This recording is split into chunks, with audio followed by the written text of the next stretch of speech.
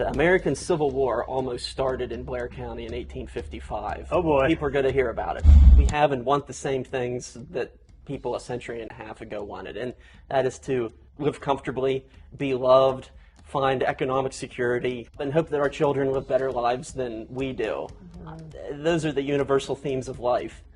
And history can provide us a very profound blueprint for examining those sorts of scenarios in our own lives. Why study history? For me, there's one big word. It's appreciation. When I look back 100 years ago, 200 years ago, and study the lives of people that came before me, I gain more appreciation for my own life. And while I started out in college as a history major, and I've always had an appreciation for it, I think I overlooked a lot of the history that was right underneath my nose here in Blair County and Altoona. So I was at a yard sale last year, and I picked up this book, and it is a great resource, a visual resource, for anyone that wants to learn some of the backstory to Blair County and Altoona. And because I had this podcast, I wanted to sit down with the author, Dr. Jared Frederick, who is a Penn State Altoona history professor. He has a YouTube channel that is exploding with popularity, Real History, where he examines films and TV shows that have historic perspectives. Recent examples like Oppenheimer and Napoleon. He gives commentary and breaks down the historic accuracy of these films. His one video on Band of Brothers has over 1 million views. It's awesome having somebody like this in our own backyard, and today I'm sitting down with Dr. Jared Frederick. Dr. Jared Frederick, welcome. Thank you for having me. Yeah, thank you for taking the time.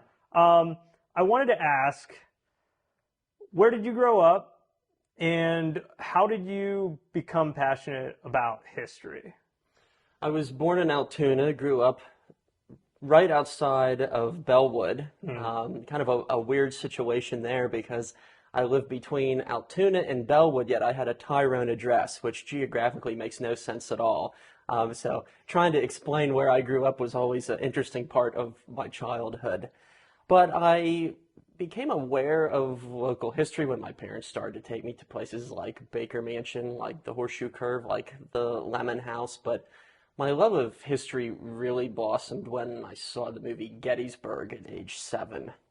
And that's a 4-hour movie. And somehow a 4-hour movie was able to keep my attention, a feat for any 7-year-old, I think. But that perhaps foretold the trajectory that my life was going to take me. And the following summer, my parents took me on a family vacation to Gettysburg, and that's when it was a given. Yeah. And by the time I was in 4th, 5th grade, I knew that that's what I wanted to do with my life. Wow. And so you studied at West Virginia, undergrad? I actually went to Penn State Altoona for my undergraduate degree. I went on to West Virginia University for my master's. Okay. And I just recently obtained my doctorate Congrats. in American Studies via Penn State Harrisburg. So what all goes into getting your doctorate? Well, first, it very much helps to have a good subject in mind. If you can go into a program with a game plan, having some sort of firm idea what you want to research, that very much helps the process.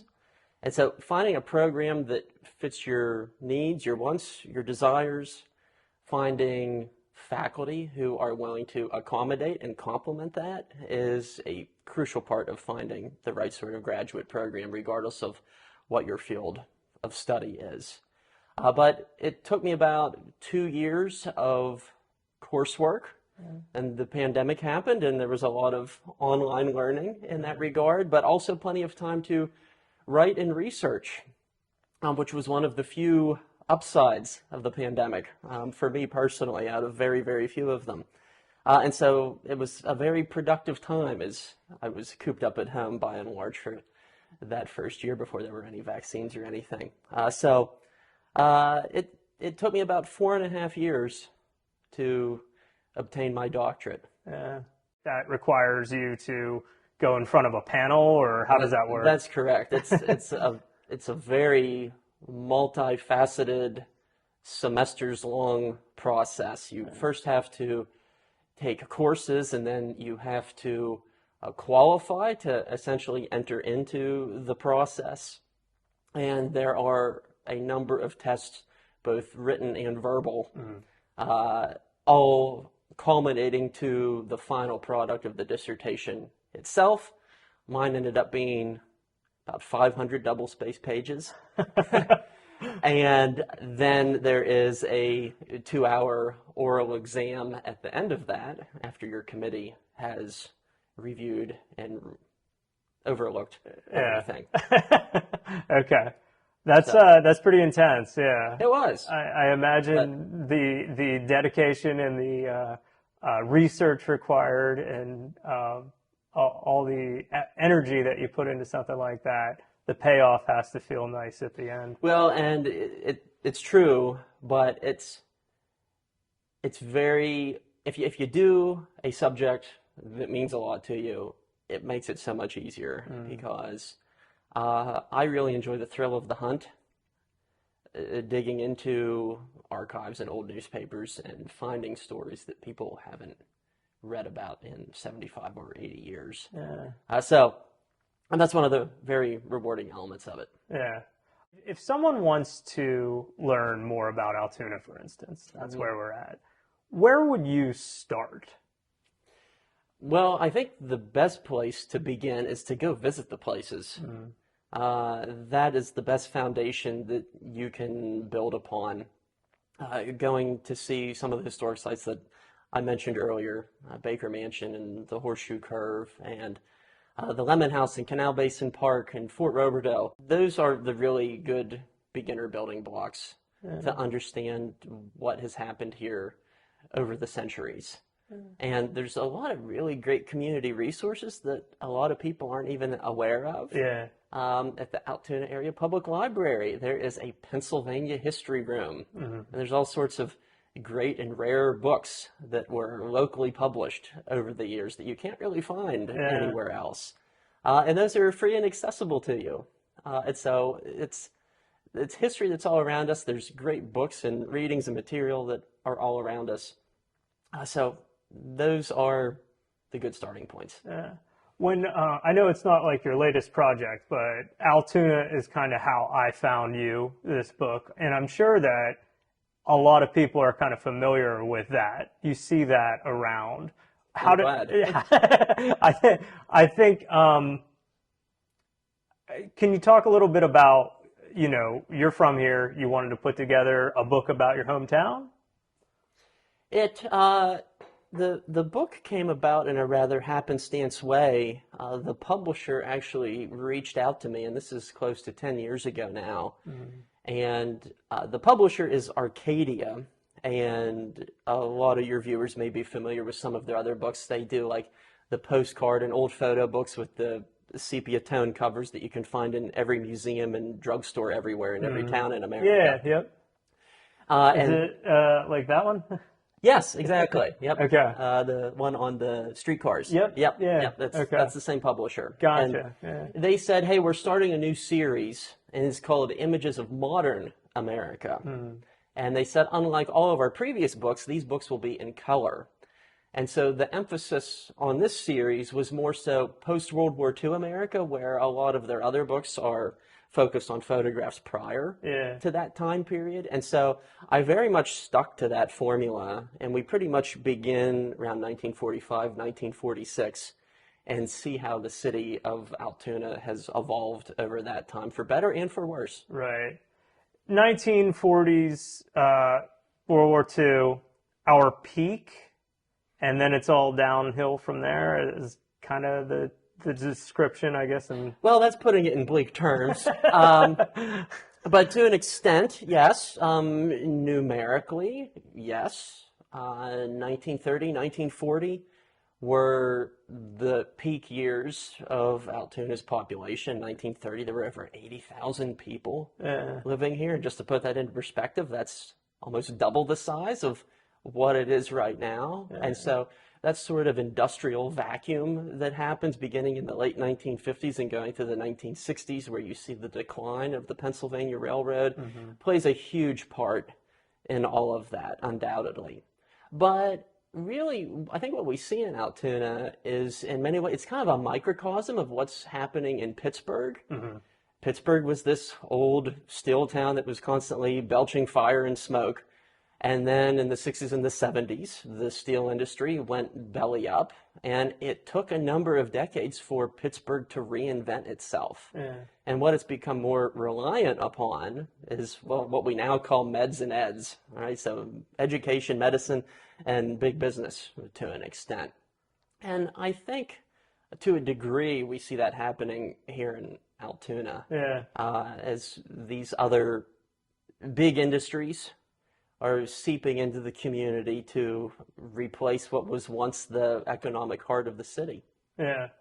Obviously, one of the themes of a lot of the videos that I've done is sort of a new optimism for restoration, and kind of, you know, if we're passionate about history, a lot of these buildings that, you know, we see downtown have sat for a number of decades unused. I gave a tour of what it was like in the 1940s, didn't you, in person downtown? What was downtown Altoona like? And I guess, are you optimistic that we could get back to that? Well, to give a little bit of background on what it was like 80 years ago, it was a thriving small metropolis is really what it was. And the downtown was the heart of the community. You could find pretty much everything that you needed in one downtown store or another, whether it was shoes or the finest mink coat that you could buy at Gable's department store. The reason why all of that disappears is not only because of the gradual decline in population year by year, but there was also a profound rethinking about how cities should be designed. And this is very typical of post-war America, where you have a lot of people leaving downtown communities and filling this more suburbanized setting. And so that is when a lot of the shopping complexes go up. That's when a lot of the boulevards begin to expand and whatnot. And going to a mall or a shopping complex was the chic, stylish thing to do because you could drive your new car to it in the era of the affordable family automobile. So a lot of it is cultural, and it leads to all sorts of problems that we still confront today. If you want to walk to a lot of those shopping plazas, you won't be able to find a sidewalk to get to many of them. It's very difficult and dangerous to even ride a bicycle to some of them. And so some of it has to do with very poor urban planning over the last 80 years. And so really what we have to do is that we have to rethink about the physical geography of our community itself and how the cultural geography overlaps with all of that. And I think that, in a rather circuitous way, leads us back to downtown, because I think as especially the likes of Penn State Altoona seeks to have a bigger presence, and other universities and industries wish to have a presence downtown, people are slowly beginning to recognize the fact that if you want to attract businesses to a city, you need to have a vibrant, aesthetically pleasing downtown. That was one of the huge problems that the city faced over the years. So I see glimmers of the past being revived. The big question of if and how it can be returned to its former glory, I have my doubts in that regard, but that doesn't mean it still can't be a really nice and pleasant place to live or shop or work. So I really think, though, and I've been banging the drum on this for years, it really pays to save, because once an old building is gone, it's gone forever. Regret only goes one way. That's a good quote. Well said. I was in the columns with Chris Cook. He was giving me a tour, and we were down in the 1920s era vault down in the basement, and he was giving me all these nuggets and facts. And I was like, who are the historians of Altoona that are good resources for that? Yeah, so I've talked to the historian over at Baker Mansion, and I've also talked to Jared Frederick quite a bit. Yeah. History professor over at Penn State. Where did you hear all this? And he's like, do you know Jared Frederick? I was like, I've heard of him, yes. So that was who he said was leading the charge on, who was giving him information on kind of the history of some of the buildings down there. Yeah, well, I'm glad my research and information is being put to good use. Yeah. Makes me feel good. Along those same lines, there's the physical restorations of the buildings, but I guess, going back to when I asked you, why do you study history? What do you get out of it? I know you're passionate about it. I'm passionate about it. I like reading. I like the perspective of, anytime I'm in a stressful situation, I kind of say, well, what was this like 100 years ago, and what am I upset about? It could be worse. Yeah. So I guess why are you so drawn to history? Yeah, I think that sort of consolation is a very healthy and therapeutic thing, and it's kind of a good way of pushing onward with any struggles that we might confront in our own lives. And I've had those sorts of conversations with students as well. And when we talk about certain subject matter, it really puts things into perspective for people who are 19 and 20 and 21 years old. Yeah. Like, wow, I have a really new appreciation for what great-grandpa went through in the Great Depression and things like that. But I'd say on the more personal element for me, it all comes down to the human connection and human stories and emotion, because even though people, let's say 150 years ago, they dressed really differently and they went about their lives in a very different manner. They saw society and their role as citizens in often a very different manner. But our base instincts remain the same. We have and want the same things that people a century and a half ago wanted, and that is to live comfortably, be loved, find economic security, be a good job, and hope that our children live better lives than we do. Those are the universal themes of life. And history can provide us a very profound blueprint for examining those sorts of scenarios in our own lives. Are students these days passionate about history? They are. Yeah. It's and this has almost become like a cultural debate or argument, like, oh, young people, they don't know or care anything. Exactly. Well, I would argue that it's not their fault that these things aren't often prioritized when they are in middle school or high school. And so when we look at the inordinate amount of time that the likes of standardized tests have consumed in the realm of public education, and what that often means is that students aren't getting music, art, history, and social studies classes. And I'm certainly not bashing STEAM any way whatsoever, but I do believe in a well-rounded education where you need perspectives in all subjects and all realms of life. And I never think that the humanities should be compromised so we can prepare our young people to be more efficient engineers and nurses. Because what history and the humanities as a whole, what it does is that it allows you to be creative, it allows you to be a critical thinker. There are all of these huge applications that studying art, music, history, geography, and whatever can prepare you for in the professional and moral realms of life. And there's some things that the Pythagorean theorem just can't teach you. I couldn't agree more. I've yet to use the Pythagorean theorem in the last decade or so, but I've certainly read a few books that inspired my maybe my decision making in everyday life. I was in high school over 20 years ago. I was in college around 20 years ago. How is it different for you, I guess, the challenges of artificial intelligence, the challenges of being able to, compared to when I went to school, there's a lot more information, and not all of it is research. Not all of it is Yeah. fact check. Yeah. No, these are conundrums that I'm increasingly facing on a monthly and semester by semester basis. And I am firmly of the mind that the vast majority of students are good, honest, hardworking people who want to do the right thing and they want to learn. But as is the case with any professional realm of life, you always have people who are going to take shortcuts and don't want to put in the work. And that's you'll see that in any age category in life.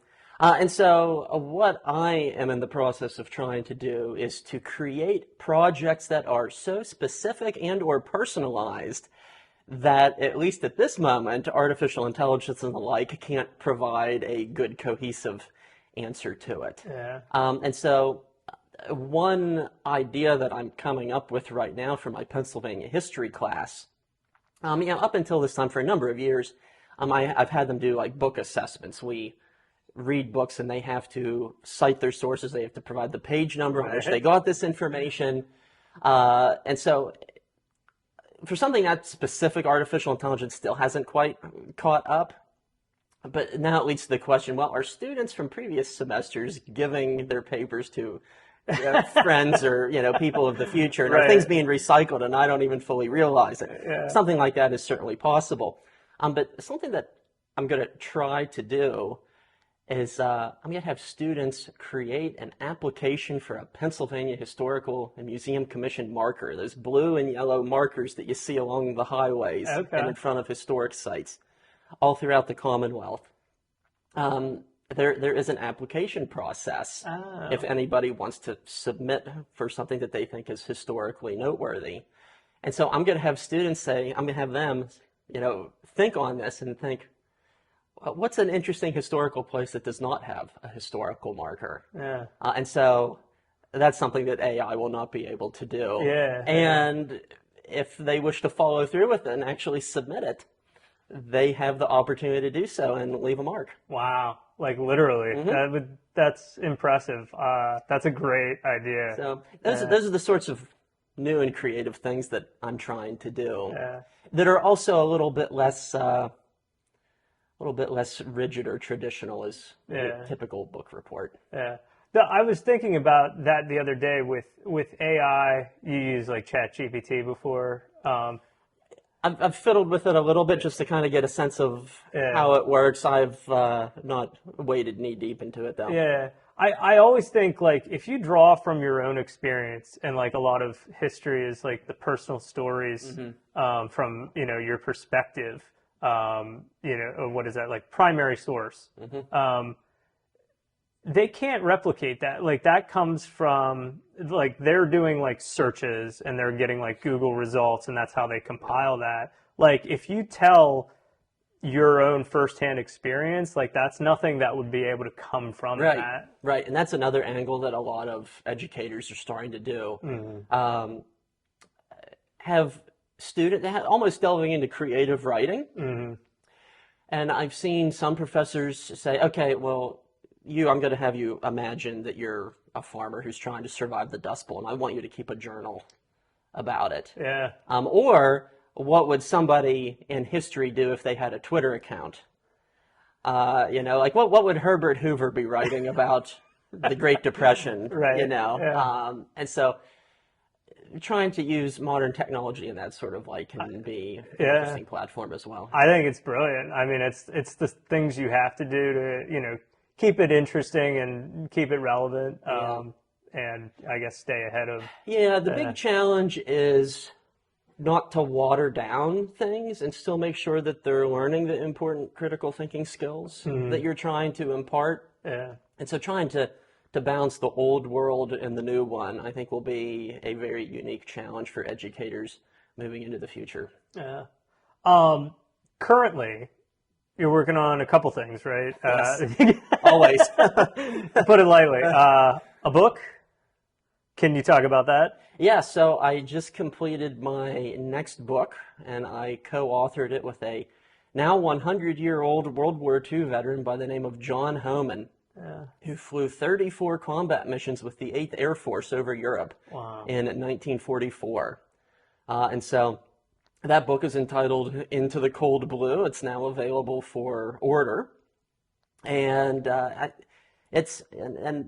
say this in a very somber way. It will be one of the last, if perhaps not the last, memoir of an American combat veteran in the Second World War. Wow. That's because there's less than 1% of them left. There's 16 million Americans who served in uniform during World War II, and over 99% of them are gone. Yeah. So that was something that I really wanted to tackle. I wanted to do a project with somebody from that generation, because that is something that will remain with me for the rest of my life. Yeah. And talk about a legacy project. So there's I feel a lot of weight and responsibility in all of that, but he's incredibly sharp.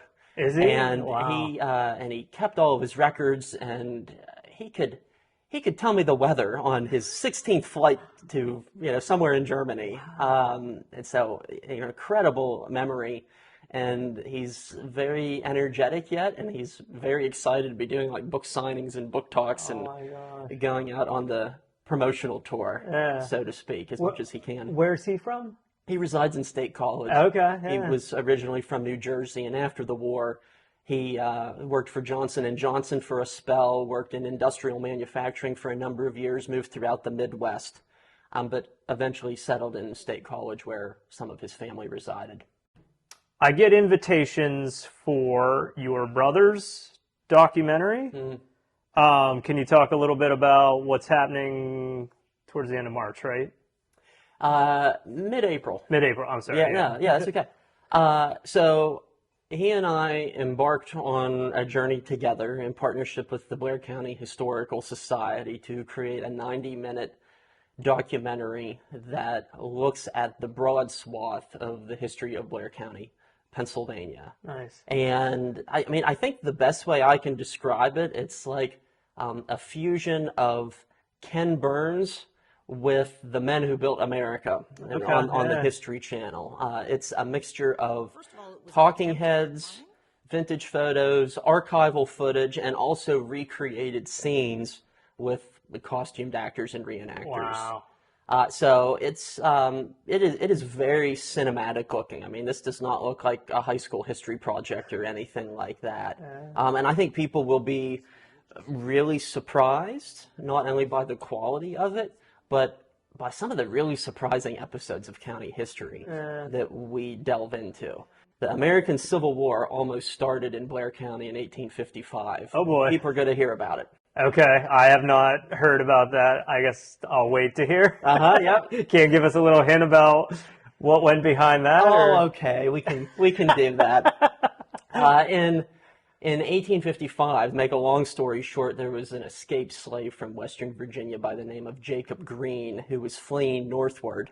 He'd made it all the way to Holidaysburg. He boarded a train in Holidaysburg, and he sits down in his seat, and in the seat across from him is one of his master's family members who is in pursuit of him. Oh, wow. And this results in a chase on foot through the streets of Holidaysburg that leads to a physical brawl in which the residents of Holidaysburg ultimately intervene and allow the enslaved man Jacob Green to escape. Wow. They imprison the man pursuing him on kidnapping charges, despite the fact that this man, under federal law, was perfectly within his right to be pursuing his family's missing property. Wow. And the state of Virginia threatened a civil war over the imprisonment of this one individual over the fate of a single slave. And it was a news story that was read as far away as London. Wow. And the newspapers of the time literally say impending civil war between Pennsylvania and Virginia. Jeez. And you say that, and do people in Holidaysburg kind of know that story? Or I don't think so. Yeah. I think and I think this is true of any town. Yeah. You tend to take your local history for granted. Yeah. And in Altoona, there's this recognition of the railroad and its importance. In Holidaysburg, there's this sort of vaguer recognition of the importance of the canal and its legacies. Yeah. But I really think we've only scratched the surface in regard to personal and really important stories like that happened in our streets. Yeah. So we're really excited to be sharing stories like that. That's awesome. Well, I'm looking forward to it. I saw I think there's 2 showings, a technical and a... Yes, there's a technical screening, which is pretty much like a dress rehearsal for April 17th at the Mishler Theater. Then the grand debut is April 18th. Okay. And the one on the 17th was scheduled because we didn't anticipate the one on the 18th selling out as quickly as it did. We're like, oh, well, there's still demand for people to see it on the big screen. So it's it may look odd at face value, but there is a degree of logic to it. Yeah. Have you researched your own ancestry? And I know that's kind of, we're able to do that now. Right. What have you discovered about the Fredericks? Is it the Fredericks, or is it more to it than that? Believe it or not, my grandfather was adopted, and so Frederick is not my biological name. Okay. Although I think it's a good, noble name, and I'm glad I have it. But to answer your question, my mother and my dad's sister have each thoroughly researched the 2 respective sides of my families. And so I haven't really had to, because it's already been done, and they have vast ancestry trees and mountains of information. But I think that's a good segue to acknowledging the fact that we all have connections to history. Yeah. And we often don't realize it. Yeah. And so when I tell my students, like, hey, you all have free access to Ancestry through your Penn State Library accounts.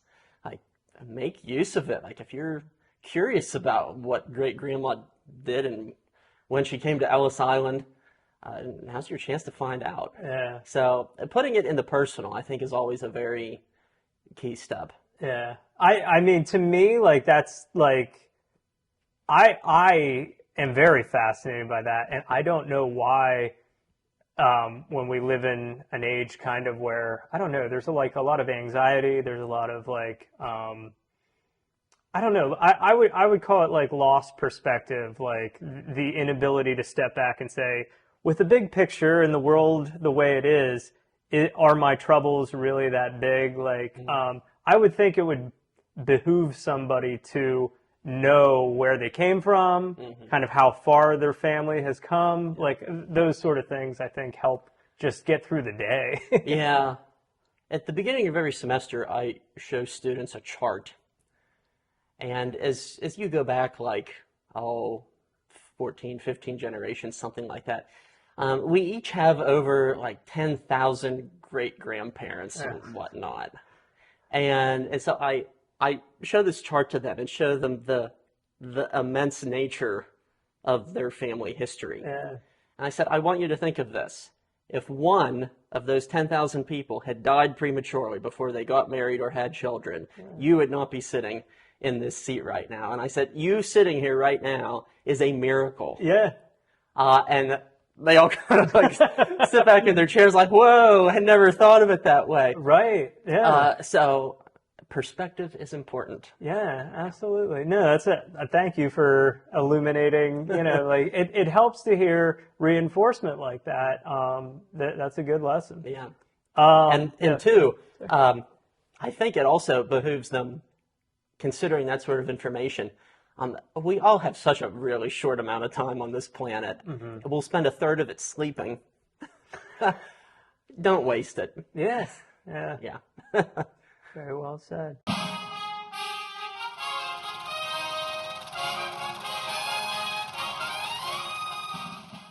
Hello, everyone, and welcome to the... When did real history come about? It came about as a pandemic project in many ways out of boredom and being stir crazy. And the genesis, the idea for the channel came about via my good friend Andy Collins, who is the producer and by and large editor of most of our work at this point. And a lot of it was rooted in the fact that before the pandemic, I would often go to the home of he and his wife, and we would watch historical films, and I would always deliver color commentary. And it was sometimes amusing and very lively. And he said, we should just put a camera in front of you and start putting these on YouTube. Yeah.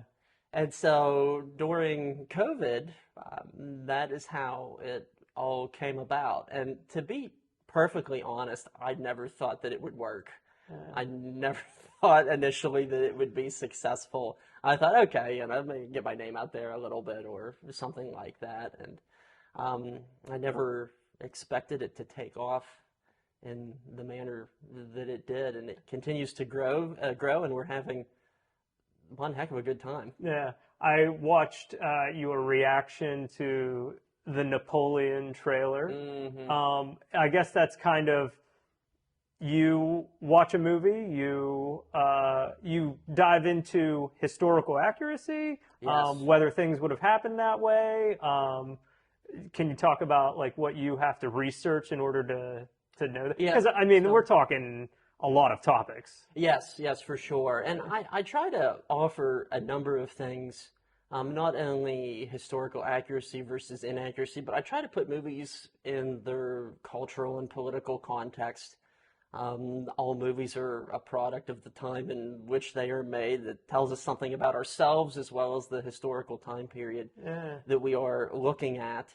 And I'm also a big fan of cinema. I sent Jimmy Stewart a birthday card when I was 8. So while all my friends were watching Power Rangers, I was watching like Harvey and The Man Who Shot Liberty Valance and other classics. Nice. That were even in black and white. And so I have a real love for cinema. And so I try to fuse all of those things together in a common conversation. Have there been movies like this before? How is this different from what has been done in the past? What is accurate or inaccurate about it? And in a nutshell, that is what I try to do with each movie that we analyze. Nice. Is there, I guess, some big, I don't want to say like violators, or have you seen movies where you're just like, wow, that one was way inaccurate? Well, Napoleon comes to mind. Yeah. I haven't seen it. Okay. So, yeah, a whole bunch of friends and I went to see it together. And I certainly don't regret seeing it at all. I mean, it was, seeing it on a really big jumbo screen was quite the visual spectacle. And so it was most definitely worthwhile to see it nonetheless. But when it came to an end, we all just kind of sat back in our seats, and one of my friends turned to me and he said, well, that was a movie. That was the best way that he could describe it. Yeah. And I think the perils of a movie like Napoleon is it just tries to cram too much into 2.5 hours. And as a result, you get a rather disjointed and truncated version of this really complex and fascinating individual. I think where the Steven Spielberg movie Lincoln succeeds is that it has laser focus. It focuses on the last 3 months of Lincoln's life rather than trying to cover the entirety of 1809 to 1865. Yeah. And so you can use short amounts of time as a vehicle for discussing these people and all of their complexities and all of their worldviews. So I think perhaps Ridley Scott would have served himself well if he had revisited Lincoln. I'm also a big fan of cinema, and I'm also a big fan of storytelling. And when I put together videos, I advise people, I guess, when I'm trying to relay my ideas for how to tell a story. Sometimes it's that slice of life and not trying to say everything you possibly can. Like, not when you try to say everything, you end up saying nothing because it's just all like, one big mess. Whereas you take a small scrape and let's get a glimpse of that person during that time period, focus in on something. I think that helps with storytelling in general. Yeah, and that's something that I have to balance even being a host and analyzing historical movies, because I recently reviewed Oppenheimer with a nuclear engineer, and so he was offering the technical perspective and I was offering some of the historical perspective, and we were kind of skipping through the movie, realizing that we couldn't cover everything, and we still talked for 2 hours with each other. So I thought, oh my goodness, we could have done a 6-hour episode on this if we had watched it the whole way through. So knowing when enough is enough is a key part Since of any that's digital storytelling. yeah, since that's a recent example that I've actually seen, what did you think? Oh, I think it's a brilliant, masterful movie. And I think it also demonstrates the fact that you don't have to forsake accuracy in the name of good storytelling. Yeah. I was rereading the book on which it was based, entitled American Prometheus, really good foreboding title. Yeah. And as I was rereading it after I had watched the movie, I'm like, wow, this is like word for word of some of the scenes in the movie. So Christopher Nolan really did his homework. Yeah. And of course, there are liberties taken. There are things that are condensed. There are conversations that never happen. But I think the essence comes down to whether you can be true to a story. And I think there's a lot of truth to the movie Oppenheimer.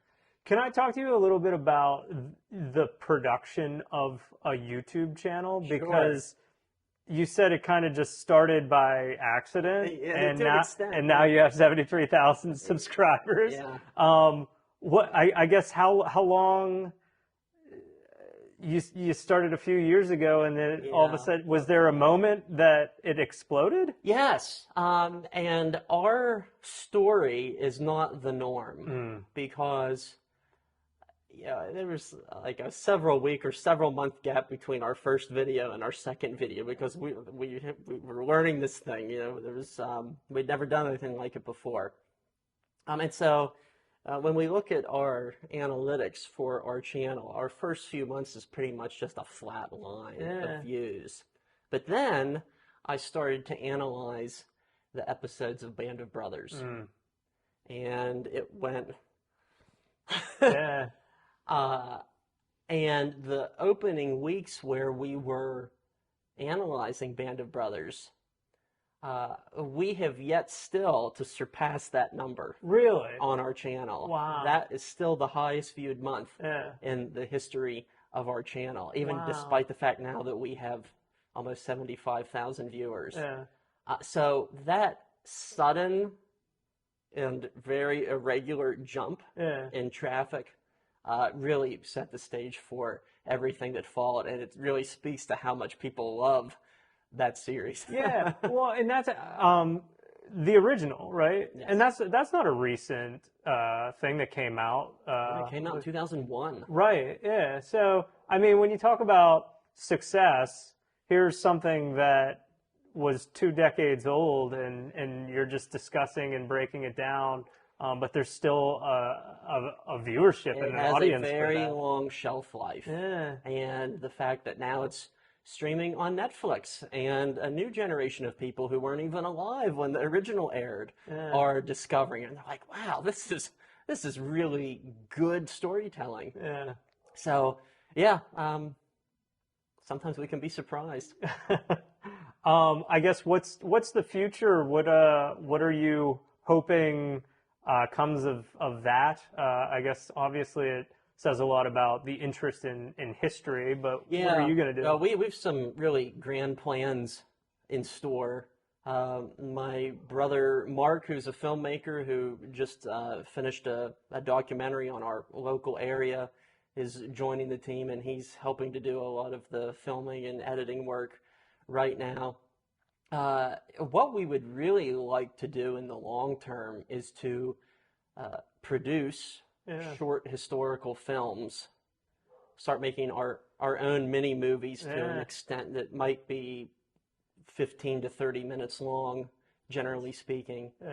And what we aspire to do eventually is to cover big stories in small spaces that will allow us to make quality films on a fairly limited budget. Maybe we'll grow into bigger things someday, but we really want to revolutionize how history is told in film, and in doing so, demonstrate that it's really not that hard to make historically accurate films.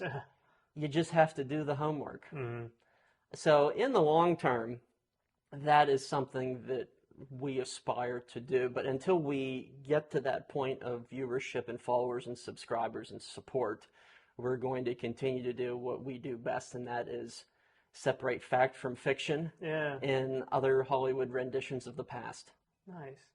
Last thing I would ask you is about book recommendations. I'll ask you local first, and then, like if I wanted to get started, besides this, delving into Blair County history, local history, do you have sort of a recommendation of a good book that would illuminate somebody's... Yeah, the challenge is that so few of them are readily available anymore. So many of them have gone out of print. But I know one that still is available.